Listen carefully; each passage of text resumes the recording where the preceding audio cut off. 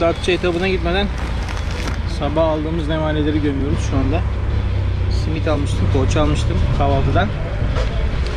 Burada Datça'nın meşhur gazozu varmış. Gazozunu da bulduk.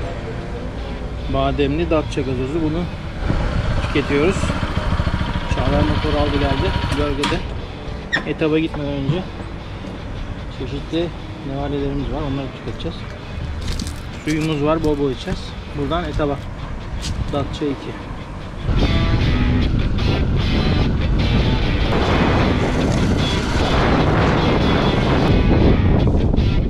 Datça 2'ye geldik. Datça'nın ikinci geçilişi. Deniz etapta denizin kenarından geçecek. Heyecanlı dakikalar bizi bekliyor.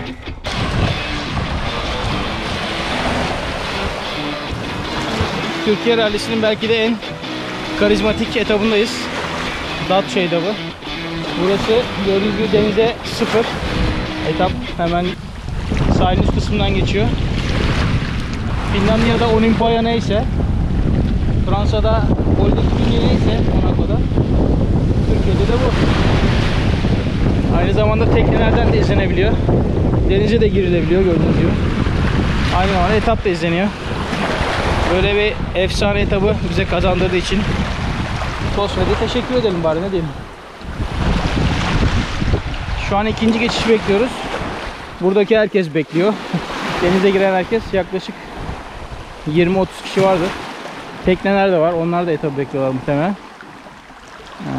Yarışın başlamasına, etabın başlaması yaklaşık 2 saat var. Bu arada hem enerji depoluyoruz hem de kendimizi motive ediyoruz. Daha da kalabalık olacaktır. Çünkü Datça'nın ünü dağları aştı.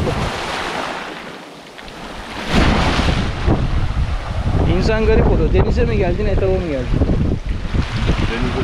Denize. Denize geldik. Burada etap varmış. Onu da işte mecburen arada açık geleceğiz yani. Neyse yani.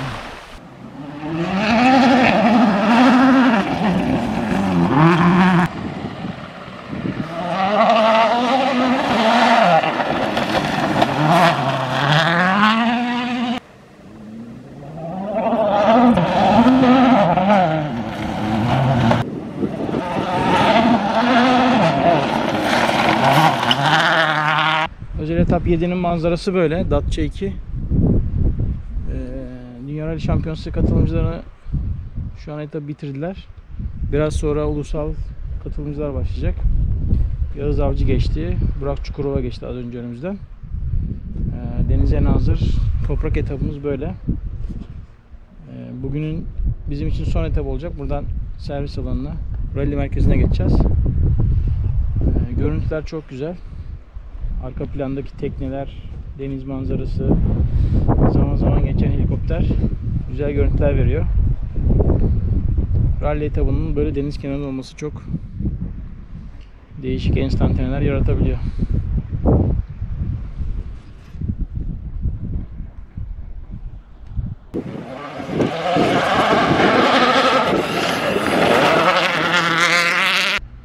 Şu anda bir tane geliyor, şuradan çıkacak. Zamanlar konusunda bilgiye ulaşamıyoruz. İnternet çok sağlıklı çalışmıyor. Karşı taraf Yunanistan olduğu için roaming'e falan geçiyor. Roaming'i kapattık. İnternet bağlantısı da çok sağlıklı değil.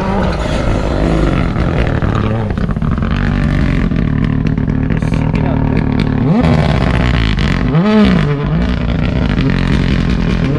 Dar bir yer orası.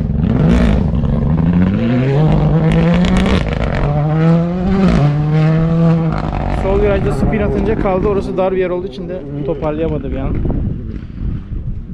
Bayağı bir zaman kaybetti aslında bakarsanız. Fiesta R5'ti gördüğüm kadarıyla. Yabancı katılımcılardan biriydi.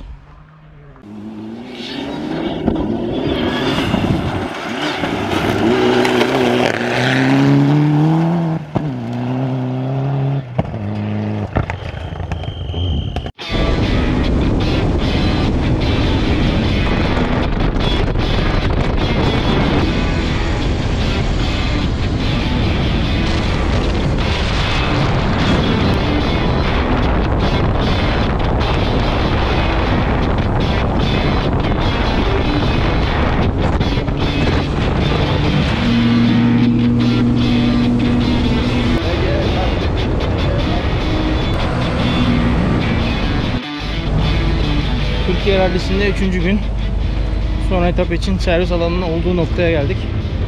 Burada canlı yayıncı, neticelerci abiler çalışıyorlar. Buraya kamp kurmuşlar. Devasa tırları ve ekipmanlarıyla beraber. Servis alanı şu tarafta. Biz oraya geçemiyoruz. Yarışın başından beri muhabbetini yaptığımız kırmızı bölge, sarı bölge. Biz sarı bölge. Hatta yeşil oldu aslında. Sarı da değil de. Kolay gelsin. Sağ olun. Biz kırmızı bölgeye geçemiyoruz. Burada da historikler gelmiş. Türkiye Şampiyonası'nda yarışanlar. Servise girecekler. Bugün sadece 2 etap geçti bunlar. Servis alanı orası. Bizim girişimiz oraya söz konusu değil. Biz buradaki etabı seyretmeye ve çekmeye geldik. Su geçişi olan bölge. Son günün son etabı. Artık burada yarışı kazanan belli olacak. Evans uzun etapta liderliği ele geçirmişti. Uzun ve kırıcı etapta. Bakalım buraya kim birinci gelecek. Şimdi yola çıktık. Etapın seyir noktasına doğru devam ediyoruz. Bakalım servis alanını buradan görebileceğiz mi? Fiesta R1 Levent Şapçılar Deniz Gümüş ikilisi.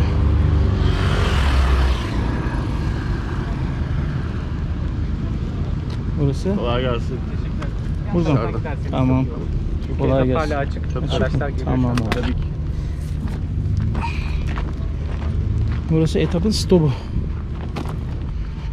Burada yolun kenarından böyle gidiyoruz. Burası etap. Burası da seyirci yolu. Evet, ne kadar zor şartlarda çalışıyoruz. Burası son etapın su geçişi. Normalde burada dere var ama kurumuş. Tabii çözümler bitmez. Buraya hemen bir tane yapay dere oluşturuldu. Su geçişi için.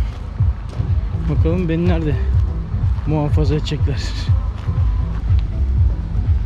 Kameramanı bırakan gitmiş. Su pompalanmaya devam ediyor.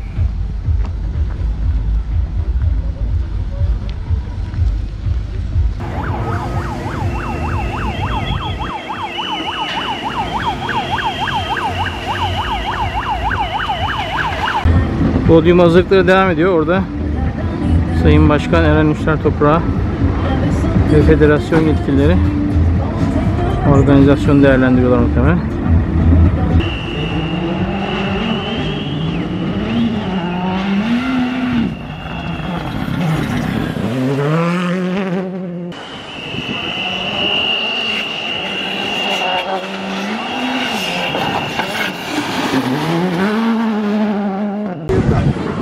Kupalar hazır. Hemen hemen herkese kupa var galiba. Bir tek Ojiye'ye kupa kalmadı. Etapta kalınca buraya gelemiyor. Şu an lider Evans, ikinci Neuville, üçüncü Loeb. Loeb'le Rovanperan arası yaklaşık 1,5 dakika. Bu şekilde biterse ilk üçte böyle olacak.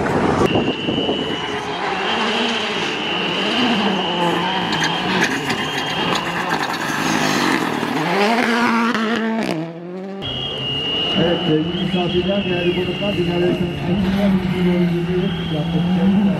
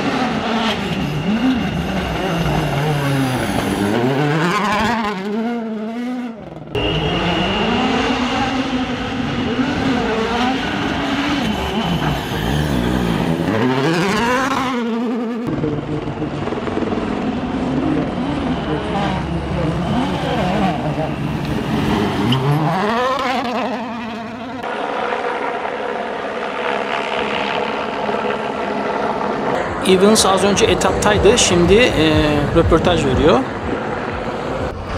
Törende başladı. İlk 3 Evans, Neuville ve Loeb şeklinde oluştu. Evans Toyota ile, Neuville ve Loeb Hyundai ile yarışı tamamladılar ilk 3 sırada.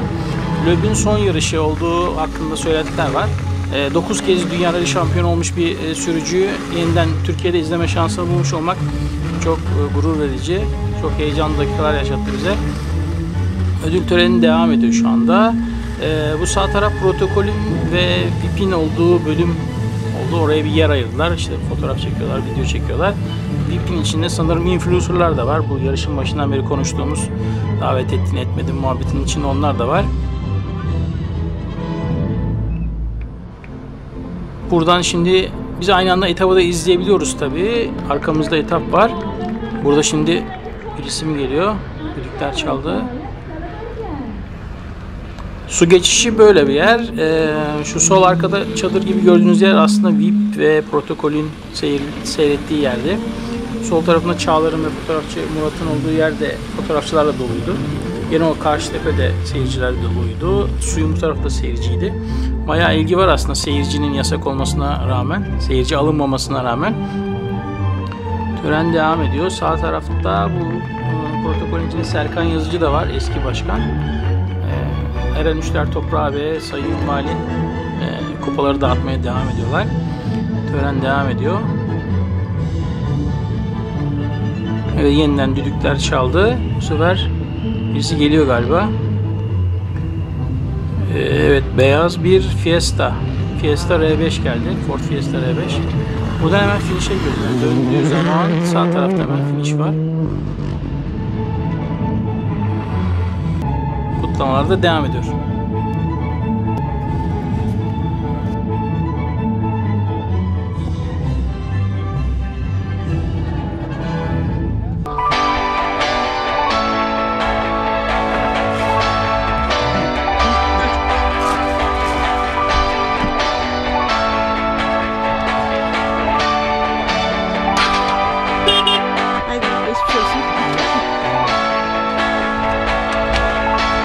Yarış boyunca bize etaplara götüren, etaplara yetiştiren motorumuzu Karavele, Multiman'a yükledik.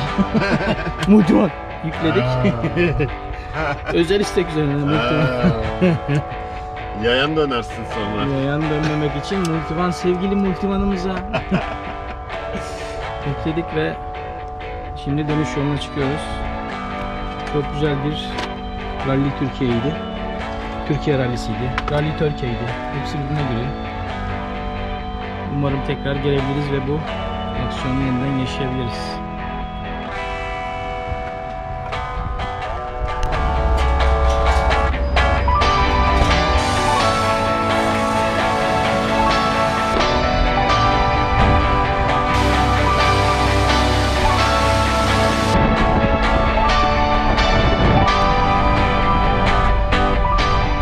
Yol noktasına kepçenin yol kırma aparatı düşmüş.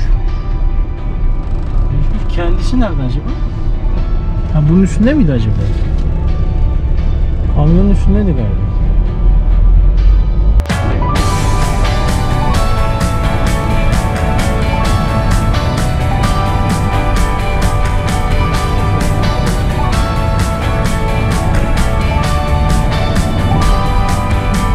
Gökyüzünün altındaki en güzel yol noktası. Evet, arada